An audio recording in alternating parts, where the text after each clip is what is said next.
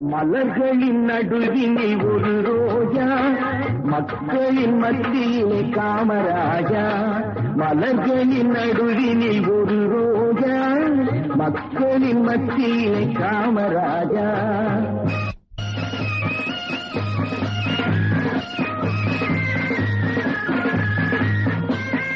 எத்தனையோ தலைவருண்டு இந்நாட்டில், எவ்வளவோ பொருளுண்டு அவர் வீட்டில். இத்தனையும் தேடாத எதையும் நாடாத, இத்தனையும் தேடாத எதையும் நாடாத, அத்தனையும் பெற்றவர்தான் காமராஜா, எங்கள் காமராஜா. மலர்களின் நடுவினில் ஒரு ரோஜா, மக்களின் மத்தியிலே காமராஜா.